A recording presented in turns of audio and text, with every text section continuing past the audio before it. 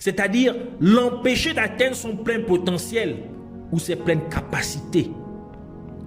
La plupart des personnes qui sont enfermées dans les prisons spirituelles du royaume des ténèbres sont victimes du triangle maléfique des sorciers par le biais de la calomnie.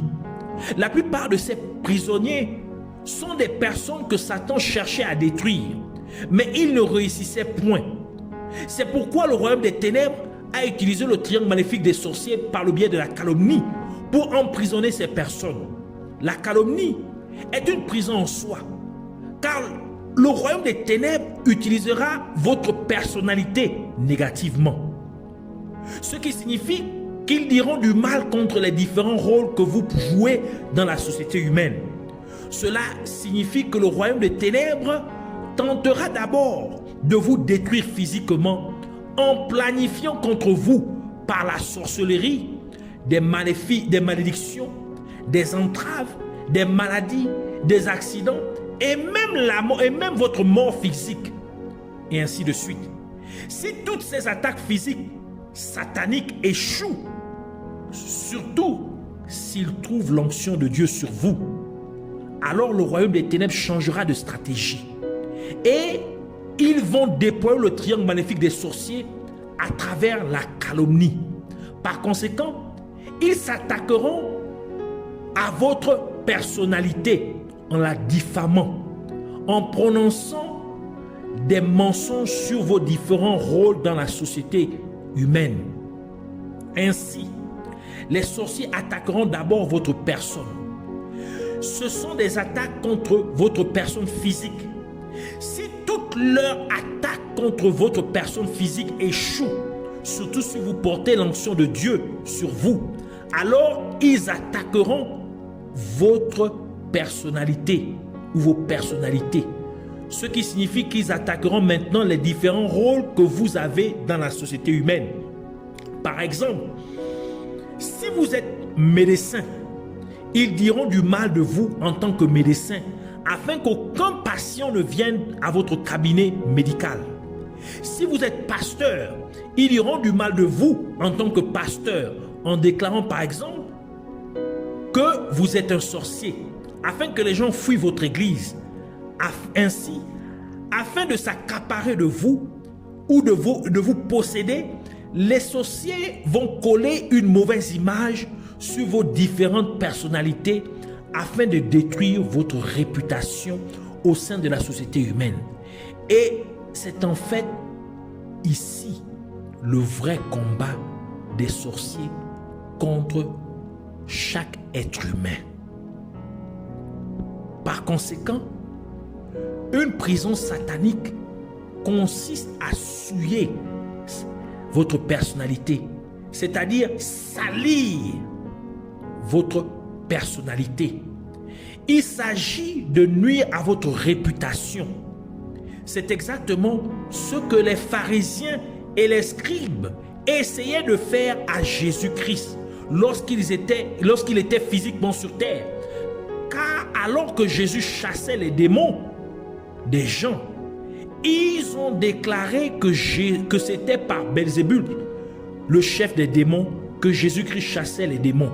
Matthieu chapitre 12, versets 22 à 26 qui dit: alors on lui amena un démoniaque aveugle et muet, et il le guérit de sorte que le muet parlait et voyait. Toute la foule étonnée disait: n'est-ce point là le fils de David? Les pharisiens, ayant entendu cela, dire: cet homme ne chasse les démons que par Belzébul, prince des démons. Comme Jésus connaissait leurs pensées, il leur dit: tout royaume divisé contre lui-même est dévasté, et toute ville ou maison divisée contre elle-même ne peut subsister. Si Satan chasse Satan, il est divisé contre lui-même. Comment donc son royaume subsistera-t-il? Le royaume des ténèbres essaya de tuer physiquement Jésus-Christ à plusieurs reprises. Nous pouvons au moins nous rappeler le moment où le roi Hérode envoyait des soldats à Bethléem pour tuer tous les enfants de 2 ans et moins. C'était une tentative claire de tuer Jésus-Christ quand il était encore un enfant. Lorsque le royaume des ténèbres réalisa que toutes ces attaques physiques contre Jésus-Christ avait échoué. En particulier lorsqu'ils réalisèrent que l'onction de Dieu était sur Jésus-Christ, car la parole de Dieu déclare que dans Matthieu chapitre 3 verset 16, dès que Jésus eut été baptisé, il sortit de l'eau. Et voici, les cieux s'ouvrirent et il vit l'Esprit de Dieu descendre comme une colonne et venir sur lui. Luc chapitre 4 verset 17 à 21 ajoute pour dire, et on lui remit le livre du prophète Ésaïe, on remet à Jésus. L'ayant déroulé, il trouva l'endroit où il était écrit, l'Esprit du Seigneur est sur moi, parce qu'il m'a oint pour annoncer une bonne nouvelle aux pauvres. Il m'a envoyé pour guérir ceux qui ont le cœur brisé, pour proclamer aux captifs la délivrance et aux aveugles le recouvrement de la vue, pour renvoyer libres les opprimés, pour publier une année de grâce du Seigneur. Ensuite, il roula le livre, le remit au serviteur et s'assit. Tous ceux qui se trouvaient dans la synagogue avaient les regards fixés sur lui. Alors il commença à leur dire, aujourd'hui cette parole de l'Écriture que vous venez d'entendre est accomplie. Par conséquent, alors que le royaume des ténèbres réalisait que toutes les attaques, que toute leur attaque physique contre Jésus-Christ avait échoué, ils changèrent de stratégie et ils vinrent donc à attaquer la personnalité de Jésus-Christ en déclarant que c'était à travers la principauté démoniaque Belzébul que Jésus chassait les démons. Et même la raison pour laquelle Jésus-Christ fut crucifié était une atteinte à sa réputation, car ils calomnièrent Jésus-Christ en l'accusant faussement d'avoir parlé contre Dieu. Et ils n'ont réussi à tuer physiquement Jésus-Christ tout simplement parce que l'onction de Dieu n'était plus sur lui, car Dieu lui retira son Saint-Esprit. Car à partir de ce moment-là, Jésus-Christ portait sur lui les péchés de tous les êtres humains, donc les péchés de l'humanité, parce qu'il était temps qu'il puisse payer pour le prix de l'humanité, pour le péché de l'humanité. Et puisque Dieu est saint, ce qui signifie que Dieu ne s'associe pas au péché, d'où le Saint-Esprit de Dieu a dû quitter Jésus-Christ.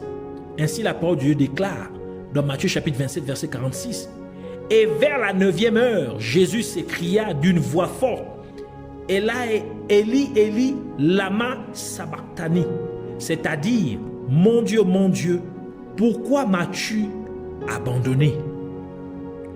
Pour que le royaume des ténèbres emprisonne spirituellement un être humain dans une prison satanique, ils peuvent prendre soit un vêtement de la personne, soit simplement un fil de ses vêtements, soit les ongles de la personne, soit ses cheveux, soit tout ce qui appartient à la personne.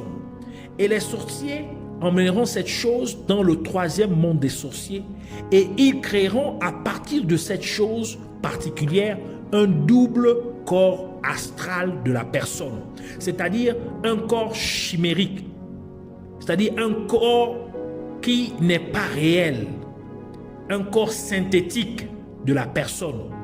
Donc, la personne est physiquement sur terre, mais son identité, c'est-à-dire sa personnalité, est aussi présente dans le monde astral des sorciers. C'est la représentation réelle de la personne et c'est l'obstacle réel dans la vie des gens sur terre.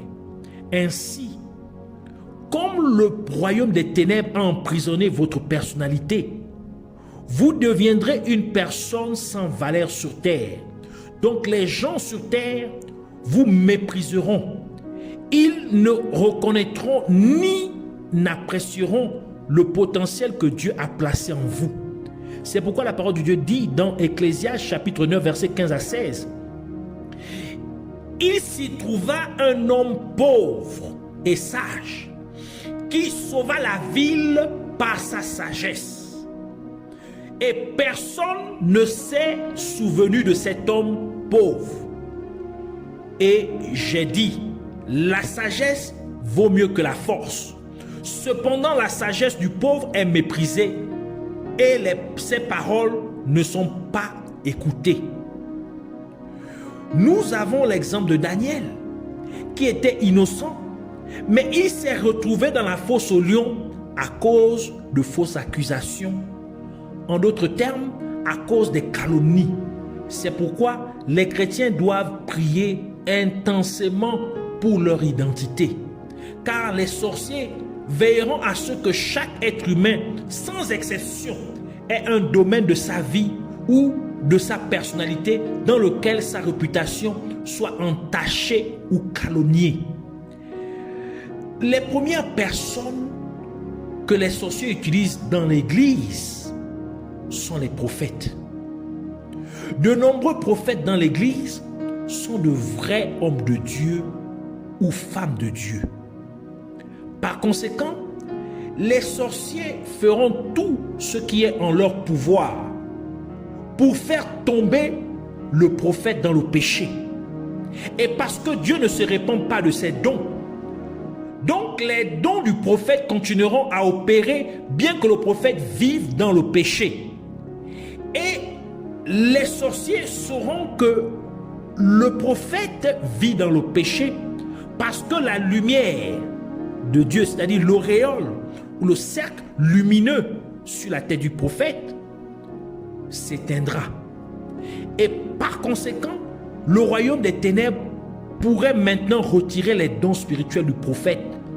Mais à la place, ils laisseront plutôt le prophète garder ses dons spirituels afin qu'il puisse gérer ou contrôler les dons spirituels du prophète. Le prophète, avec ses dons spirituels, sera donc utilisé par les sorciers il serait donc utilisé par les sorciers, mais il peut aussi être utilisé par Dieu. Ainsi, le prophète, avec ses dons spirituels, travaillerait à la fois pour le royaume de Dieu, mais aussi pour le royaume des ténèbres. Et ceci est l'un des principaux combats de l'Église. Le combat du royaume des ténèbres contre les vrais prophètes de Dieu. Car le royaume des ténèbres veut par tous les moyens s'accaparer ou posséder les prophètes de Dieu. Et la plupart des gens qui s'adressent habituellement aux autres en déclarant « Dieu m'a dit, Dieu m'a dit, Dieu m'a dit », la plupart d'entre eux ont déjà été accaparés par le royaume des ténèbres. Et par conséquent, les membres de l'Église deviendraient des victimes du royaume des ténèbres à travers ce prophète. Ainsi, les sorciers deviendraient maintenant les promoteurs des dons spirituels capturés du prophète. Et ils amèneraient donc le prophète à donner de fausses prophéties. Et ils feront que les gens soient victimes d'alibi. En d'autres termes, les sorciers feront que le prophète donne des prophéties qui disculperont les sorciers, c'est-à-dire qui feront en sorte que les sorciers soient innocents, tout en rendant l'innocent coupable. C'est pourquoi nous devons faire appel à notre avocat, Jésus-Christ, pour nous justifier, comme la parole de Dieu le déclare dans 1 Jean chapitre 2 verset 1, disant « Mes petits enfants, je vous écris ces choses afin que vous ne péchiez point. Et si quelqu'un a péché, nous avons un avocat auprès du Père, Jésus-Christ le juste. » Et le sang de Jésus-Christ joue également un rôle en notre faveur, tel que la parole de Dieu le déclare. Dans Ésaïe chapitre 1 verset 18 qui dit « Venez et plaidons, dit l'Éternel. Si vos péchés sont comme le cramoisi, ils deviendront blancs comme la neige. S'ils sont rouges comme la pourpre, ils deviendront comme la laine. » C'est ici donc les manigances du royaume des ténèbres au travers du triangle maléfique des sorciers, au travers de la calomnie. Donc pour s'accaparer des gens au travers de la calomnie, pour s'accaparer des lieux au travers de la calomnie, pour s'accaparer des choses au travers de la calomnie. C'est pourquoi nous voulons prier. Merci Abba Père pour ta parole. Merci Dieu Tout-Puissant pour la révélation que tu m'as confiées au nom de Jésus-Christ. Et je prie pour que tu me délivres de toute prison satanique au nom de Jésus-Christ. Et que tout corps synthétique me représentant dans n'importe quel monde du royaume des ténèbres, qu'il soit complètement détruit au nom de Jésus-Christ. Et que tout ce que l'ennemi, le monde des ténèbres, a pu prendre qui m'appartient, que cela me soit complètement restitué au nom de Jésus. Je prie, Père Céleste, que tu restaures mon identité spirituelle et physique de tout dommage causé par le royaume des ténèbres. Et que tu supprimes toute image négative placée sur ma personnalité au nom de Jésus-Christ. Tu as dit dans ta parole, Seigneur Jésus-Christ, que tu nous as donné la clé du royaume des cieux et que tout ce que nous lierons sur la terre sera lié dans les cieux et tout ce que nous délierons sur la terre sera délié dans les cieux. Et tu as aussi donné le pouvoir, tu nous as aussi donné le pouvoir de marcher sur les serpents et les scorpions et sur toute la puissance de l'ennemi et que rien ne nous nuira en aucune façon. Par conséquent, je prends autorité et je libère tout accaparement ou possession du royaume des ténèbres de chaque personne, chaque chose et chaque lieu qui a été établi par Dieu pour m'aider dans mon cheminement de la vie sur terre au nom de Jésus-Christ. Je déclare cela libre de tout accaparement des royaumes des ténèbres au nom de Jésus-Christ. Tu as encore dit, Père Céleste, qu'aucune âme formée contre moi ne prospérera et que toute langue qui s'élèvera contre moi en jugement, je la condamnerai. C'est pourquoi je décrète au nom de Jésus-Christ que toute calomnie faite contre ma vie est maintenant annulée et que tout dommage qui a été causé à ma vie soit réparé au nom de Jésus-Christ et que toute stratégie mise en place contre ma vie et ma famille ne prospère point au nom de Jésus-Christ. Et comme ta parole le déclare, ô Dieu, qu'il n'y a plus de condamnation pour ceux qui sont en Jésus-Christ, qui marchent non selon la chair, mais marchent selon l'Esprit de Dieu, car la loi de l'Esprit de vie en Jésus-Christ les a libérés de la loi du péché et de la mort. Donc, parce que je suis en Jésus-Christ et parce que je suis guidé par l'Esprit de Dieu, je déclare donc que toute accusation du royaume des ténèbres contre ma vie ne tient pas au nom de Jésus-Christ. Et le sang de Jésus-Christ plaide en ma faveur devant Dieu le Père au nom de Jésus-Christ. Et je prie encore, Abba Père, que comme Joseph fut haï à tort par ses frères, mais que tu as fait en sorte que ses frères viennent demander du blé à Joseph et qu'ils se sont prosternés devant Joseph, que tu fasses aussi, que tu amènes aussi toute personne qui me calomnie, que ce soit dans mon lieu de travail, qu'ils viennent chercher un emploi dans ma propre entreprise au nom de Jésus-Christ. Que ceux qui me calomnient en tant que serviteur de Dieu, qui viennent me demander sincèrement de prier pour leur guérison et leur délivrance au nom de Jésus-Christ. Que tu m'utilises pour les délivrer au nom de Jésus. Que tu m'utilises pour les guérir au nom de Jésus. Merci Seigneur, Père éternel, Père céleste, car tu l'as fait. À toi appartient toute la gloire, l'honneur, la louange et la majesté pour toujours et à jamais. Au nom de Jésus-Christ. Amen.